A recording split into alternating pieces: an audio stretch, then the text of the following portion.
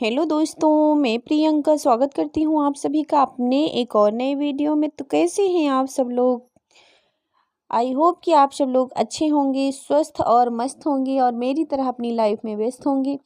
तो आज का मेरा टॉपिक रहेगा कि मैं कुछ ऐसी बातें आप लोगों को बताऊंगी जो मैंने अनुभव किया है, जो मैंने देखा है कि हमेशा उन लोगों से आपको सतर्क रहना चाहिए जो दीमक की तरह आपकी लाइफ में जुटे हैं, आपको परेशान करते रहते हैं और आपके सामने एकदम जो है अच्छे बने रहते हैं। तो उन लोगों से आप हमेशा सावधान रहें अगर आप अपनी लाइफ को बेहतर बनाना चाहते हैं। तो पहला टॉपिक तो मेरा ये है कि हमेशा हमें उन लोगों से दूर रहना चाहिए जो आपके मुंह पर अपने मतलब आपकी बातें और यहाँ से उठकर आपकी सारी बातें दूसरों से शेयर करते हैं। देखो, जो अपने होते हैं वो अपनी बात हमेशा छुपा के रखते हैं अपनों की, और किसी से इधर उधर शेयर नहीं करते हैं। तो उन लोगों से थोड़ा हमें सतर्क रह के चलना चाहिए, थोड़ा दूरी बना के रखना चाहिए। उनसे उतना ही रिश्ता रखो जितना कि हमें ज़रूरत है, कि हम उनके वक्त पे रहें और वो हमारे वक्त पे, बस इतना ही। कोई अपनी राज की बात उनसे कभी ना बताएं, क्योंकि जब वो समझेंगी कि आप कुछ बढ़ने के लिए सोच रहे हैं, कुछ करने के लिए सोच रहे हैं, तो वो आपको पीछे खींचने की ही बात करेंगे। तो आप उनसे इस बारे में कभी सलाह न लें। दूसरी बात, अपने किसी भी काम करने से पहले आपको एकदम धैर्यता से काम करना है, कोई काम में घबराना नहीं है। जब हम वही काम घबरा के करते हैं तो वो काम बनने वाला होता है तभी बिगड़ जाता है।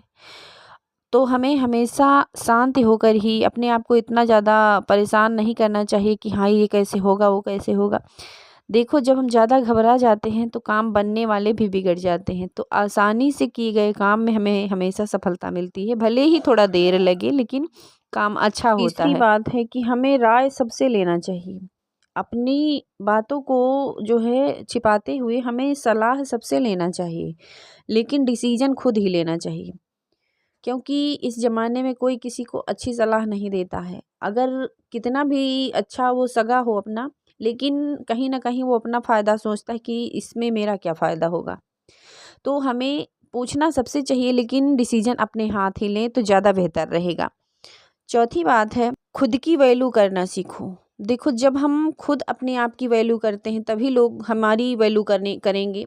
जब हम सामने वाले के सामने एकदम अच्छे से बन के जाएंगे, भले ही हमारे पास कुछ नहीं है, लेकिन हम अच्छे से जब बन के जाएंगे, देखने में लगेगा कि हाँ इनके पास बहुत कुछ है, बहुत मालदार है, तभी लोग हमारी रिस्पेक्ट करेंगे। देखो, ज़माना वही है, सामने वाला उसी की रिस्पेक्ट करता है। भले ही हम उसके वक्त पर ना करें, ना खड़े हों, लेकिन उसको लगेगा कि हाँ इनके पास है, पैसा है, तभी वो आपको सम्मान देंगे, तभी वो आपका रिस्पेक्ट करें, जबकि वो पैसा अपने ही काम आता है। लेकिन सामने वाले की नज़र में हम तभी अच्छे रहेंगे।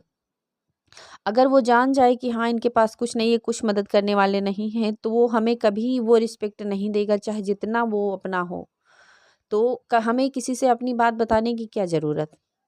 हम क्या किसी से अपना दुखड़ा रोएंगे तो हमारी समस्या का हल कर देगा? कभी नहीं करेगा, और उसको टाइम भी नहीं मिलेगा आपसे बात करने के लिए। तो हमेशा हमें जब किसी के सामने जाना है तो एकदम स्टैंडर्ड होके, बन ठन के जाना है। इससे क्या होगा, हमारी जो है रिस्पेक्ट बनी रहेगी। भले ही हमारे पास कुछ ना हो, लेकिन दिखावा सामने वाले के सामने ज़रूरी है। और पांचवी बात हमारी, अपनी अर्निंग के बारे में किसी से ना बताएं। जब हम अपनी अर्निंग या अपनी जो है सैलरी या जो भी हमें मिलता है दिनचर्या दिन में, वो हम जब किसी से शेयर करते हैं तो उससे ये होता है, जब कभी कोई वक्त पड़ा और वो मांग बैठा हमसे, हमने उसको ना किया, तो उसको क्या लगेगा कि इनके पास है भी और ये रोते भी रहते हैं। इससे हमारी जो है आपस में बिगाड़ होगी। तो हमें हमेशा, कहते हैं ना, धन छुपा के रखना चाहिए। हमेशा नॉर्मल ही रहो, ना दुखड़ा रहो, ना ही जो है इतना ज़्यादा मतलब अपनी हाई फाई हाँको। हमेशा जो है किसी चीज़ के लिए इतना ज़्यादा जो है परेशान नहीं होना है, ना कि मतलब कभी कभी हम ऐसा होते हैं कि आउट ऑफ कंट्रोल खुशी में भी हो जाते हैं और दुख में भी हो जाते हैं। तो ज़्यादा जब होता है तब भी हम लोगों से कहने लगते हैं, और ज़्यादा जब परेशान होते तब भी कहने लगते हैं। तो ये गलत है, दोनों समय में भी हमें शांति से काम करना चाहिए। छठी बात हमारी है, अपना निर्णय लेने से पहले अपने आप से ही पूछ लेना चाहिए।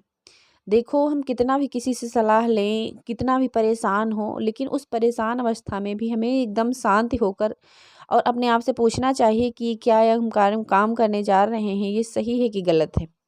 इससे डिसीजन अपने आप निकल आएगा और जब थोड़ी देर हम रेस्ट करके शांत दिमाग से पूछेंगे तो हमारा ही मन उसका सही आंसर देगा।